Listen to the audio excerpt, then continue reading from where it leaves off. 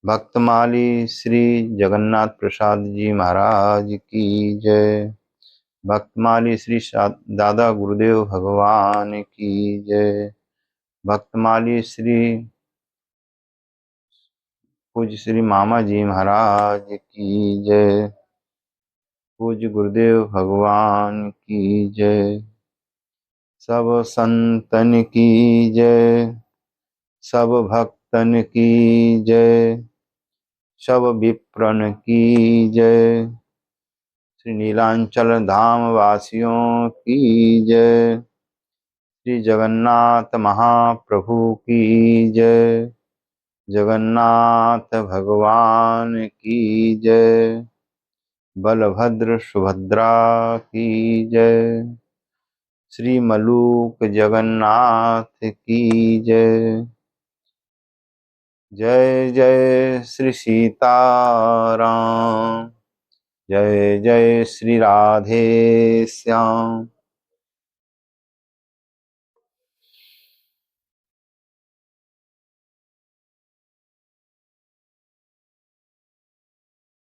एक गुरु और शिष्य का चरित्र है।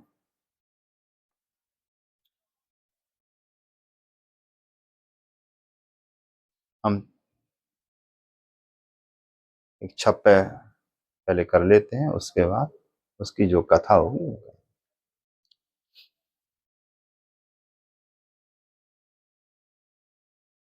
भक्त श्री पाद पद्माचार्य जी।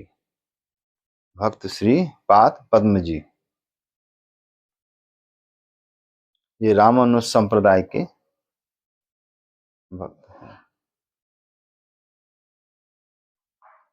श्री नावादास जी ने जो छप्पे लिखा है, उस छप्पे का हम पाठ करते हैं, तत्पश्चात फिर कथा। श्री मार्ग उपदेश कृत श्रवण सुनो आख्यान सूची। श्री मार्ग उपदेश कृत श्रवण सुनो आख्यान सूची। गुरु गमन कियो परदेश शिष्य सुर धुनि दृढ़ाई। एक मज्जन एक पान एक हृदय बंदना कराई। गुरु गंगा में प्रवेश शिष्य को बेग बुलायो। विष्णुपदी भय मानि कमल पत्र पर धायो। पाद पद्म तादिन प्रगट सब प्रसन्न मन परम रुचि। श्री मार्ग उपदेश कृत श्रवण सुनो आख्यान सूची। श्रवण सुनो आख्यान सूची।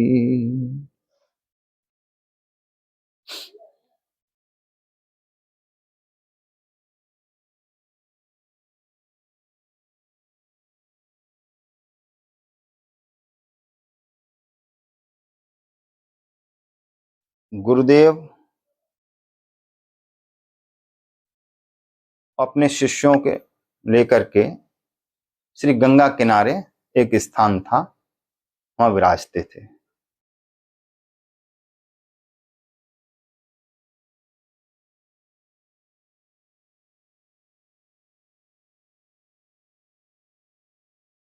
गुरुजी ने अपने एक शिष्य, जिनका नाम फिर बाद में पाद पद्म जी रखा है,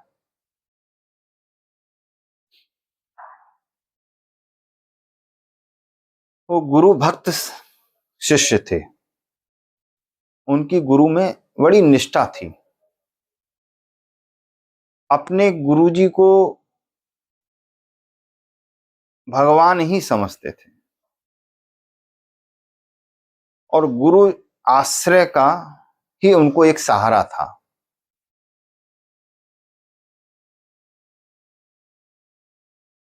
वो जो भी कार्य करते तो गुरु शरण में ही कार्य करते, गुरु के ही शरणापन्न होके रहते। वो बाहर न कहीं जाते, और गुरु कहीं अगर बाहर चले जाएं तो उनको पीड़ा होती थी। वो कहते थे, गुरुदेव हम आपके बिना नहीं रह सकते, जहां आप चलेंगे वहां हम जाएंगे। तो एक बार गुरुदेव को किसी कारणवश कहीं बाहर जाना था, तो उनके जो शिष्य थे वो भी बोले कि महाराज जी, गुरुदेव हम भी आपके संग चलेंगे।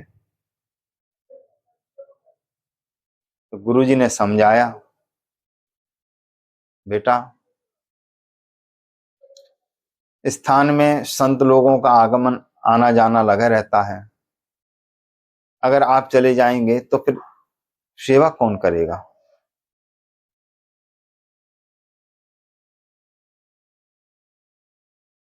साधु आएंगे, अगर उनका यहाँ पे राज प्रसाद की व्यवस्था ना हो, उनके आसन लगाने के व्यवस्था ना हो, कोई देखने वाला ना हो, तो साधु लोग संत लोग कितने दुखी होंगे। तो इसलिए स्थान में सेवा चलती है, हम नहीं रहेंगे तो ये सेवा कौन देखेगा। तो इसलिए हम होके आते हैं, आप स्थान की सेवा देखना। तो शिष्य ने कहा, गुरुदेव मैं तो आपके बिना आश्रय के रह नहीं सकता,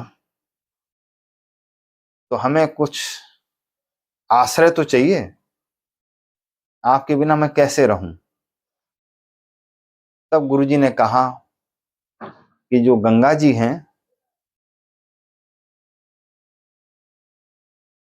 गंगा जी मेरे ही स्वरूप हैं, जो गंगा जी हैं वो मेरा ही स्वरूप है। गंगा जी का आश्रय लेकर के आप सेवा कीजिए। तो शिष्य ने कहा अब ठीक है महाराज गुरुदेव। फिर गुरु जी वहां से चले गए, और शिष्य ने गंगा जी को गुरु ही माना। अब पहले तो गंगा जी में नित्य स्नान करते थे, आचमन करते थे, और सब सेवाएं करते थे ठाकुर जी की। रसोई भी बनाते थे तो गंगा जी के जल से ही बनाते थे। परंतु अब नहीं, अब गुरु जी गंगा स्वरूप हैं तो उनमें पैर कैसे दें, उन्हें उनसे कैसे उनको पान करें, कैसे उसमें नहाएं। तो अब गुरु जी को ऐसे नहीं, तो गुरु जी को जैसे गुरु जी की सेवा करते ऐसे ही गंगा जी की सेवा करते, और आरती पूजा वगैरह सब करते। और अब गंगा जी में स्नान नहीं करते, और गंगा जी से अब रसोई नहीं बनाते, क्योंकि गुरु जी हैं तो कैसे करें ये भाव। पर ये गोपनीय भाव था उनका। पर उनके जो शिष्य और गुरु भाई थे वो कहते थे, देखो गुरु जी जब से गए हैं तब से ये गंगा जी नहाना ही छोड़ दिया, ठाकुर जी की सेवा होती थी वो भी बंद कर दी इसने, तो कुइया में जाके नहाता है। तो वो उनके एक प्रकार से द्वेष करने लगे कि देखो गुरुजी क्या गए, ये तो मनमुखी हो गया। जब गुरुजी थे तो गंगा जी से ही सारा सेवा होती थी, और गुरुजी चले गए अब तो मनमुखी हो गया। पर अंदर की भाव को कोई नहीं जानता था, जो अंदर में शिष्य के भाव है वो कोई नहीं जानता था।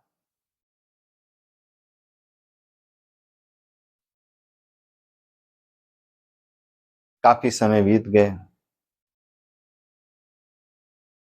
एक बार गुरुजी फिर पुनः जब वापिस आए तो और जो शिष्य थे सबन ने उनकी चुगली की और शिकायत की, गुरुजी ऐसे, गुरुजी ऐसा, गुरुजी आप जब से गए हो तब से जो है ये तो सब चौपट कर दिया। गुरुजी समझ गए कि उसका भाव क्या है।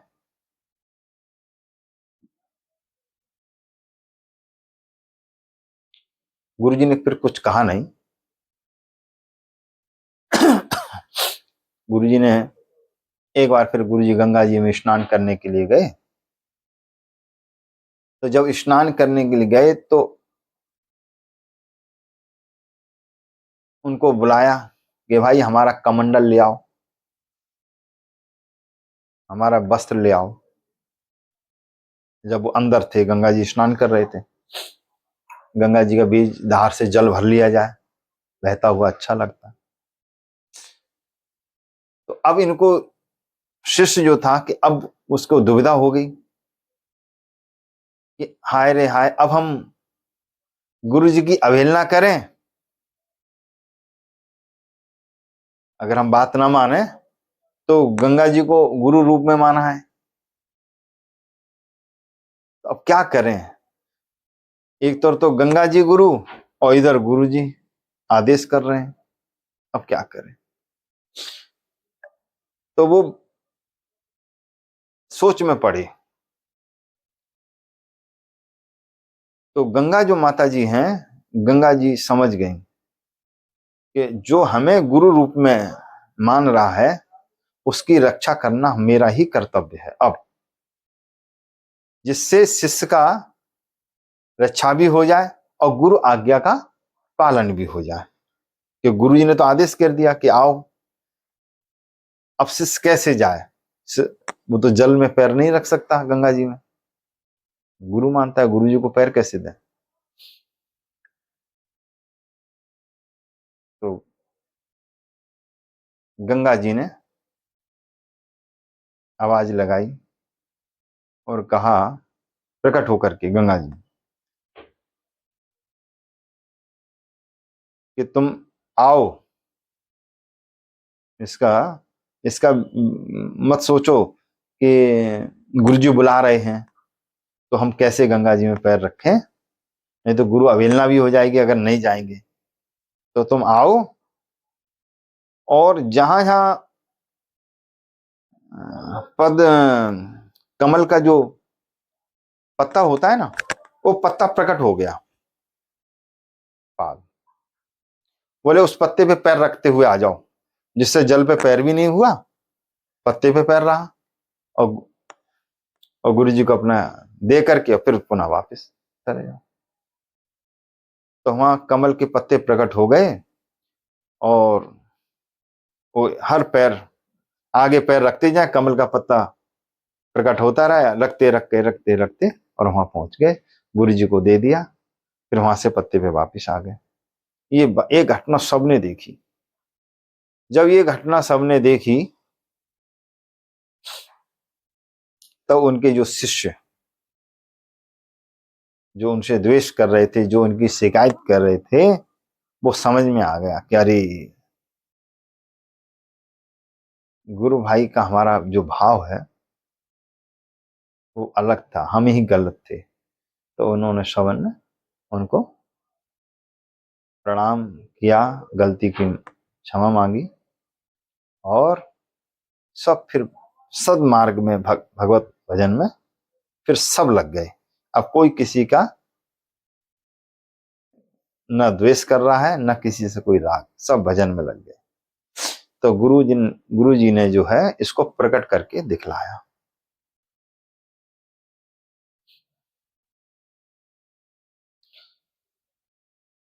तब इनका नाम पाद पद्म जी रखा गया, क्योंकि कमल के जो पत्ते हैं उस पे, इसलिए पाद और पद्म जी इनका नाम पड़ा। तब से ये गुरु और शिष्य की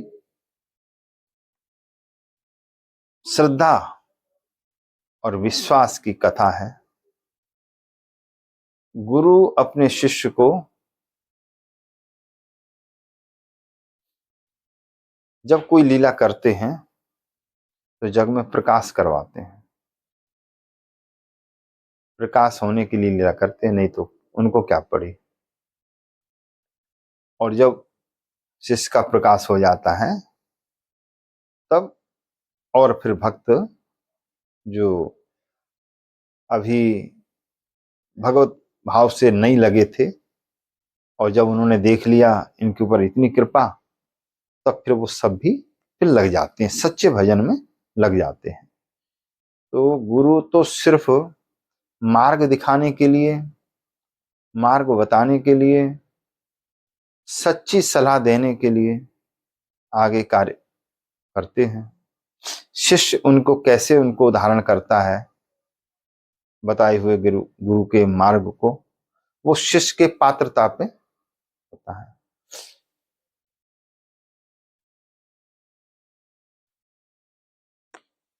श्रीपाद पद्म जी महाराज की जय।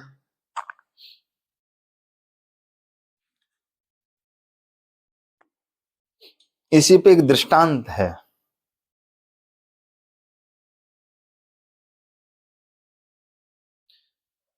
एक सिद्ध संत थे,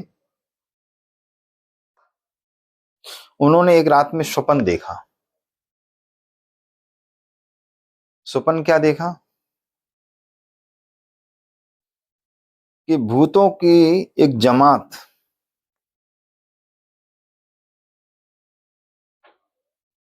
और खूब ढोल नगाड़े बजा करके और नृत्य कर रहे हैं, नाच रहे हैं, कूद रहे हैं खूब। आज तो ये सपन देखा कि भूतों की जमात बड़ी प्रसन्न है, खूब नृत्य कर रही है, गान बजान हो रहा है, खूब खुश है। जब गुरुजी दूसरे दिन विश्राम में गए तो दूसरे दिन फिर गुरुजी ने स्वप्न देखा कि वही आज सब भूतों की जो जमात है सब रो रही है।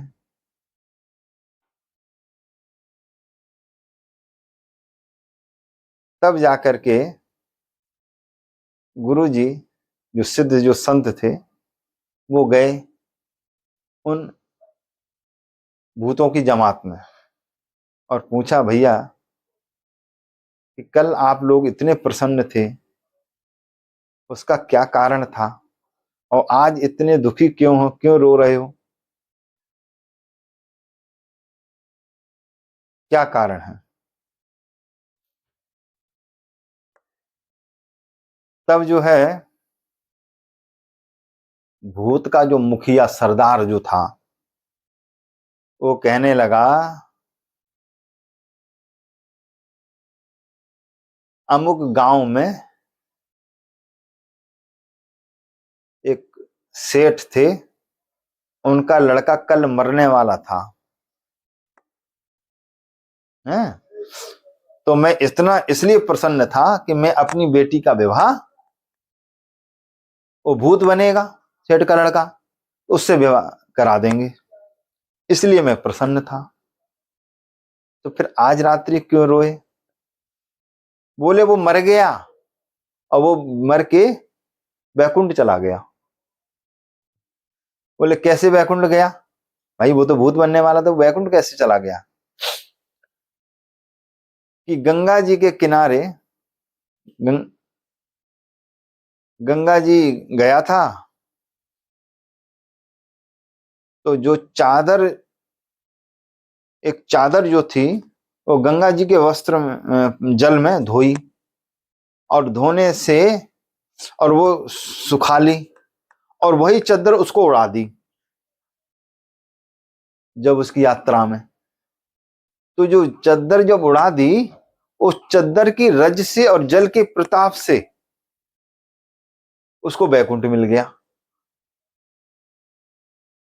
गंगा जी के जल से धोई गई वो चादर और उसमें रज लगी हुई थी गंगा जी की। मरे हुए मुर्दा को उसका स्पर्श हो गया तो फिर वो जो है वैकुंठ चला गया। तो इसलिए आज मैं रो रहा था कि हाय रे हाय मेरी बेटी तो ऐसी कुमारी रह गई।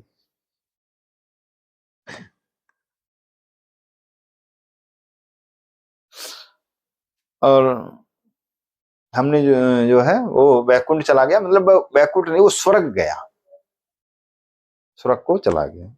उसको नरक की प्राप्ति होनी थी, नरक न जाकर के उस स्वर्ग को गया। गंगा की बड़ी महिमा है। गंगा जी का स्नान, अगर आप स्नान कर रहे हैं साधारण, और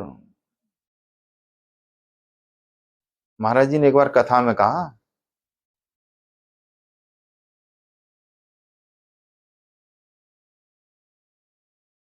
100 योजन कोई दूर से भी कोई गंगा गंगा गंगा पुकारे तो उसको गंगा स्नान करने का उसको पुण्य मिल जाता है। हम नहा रहे हैं और कहें गंगा गंगा गंगा, हर हर गंगा गंगा, और आपको गंगा स्नान का पुण्य मिल गया। इतनी गंगा जी की महिमा है, समझे, गंगा जी की रज की महिमा है, गंगा जी के जल की महिमा है।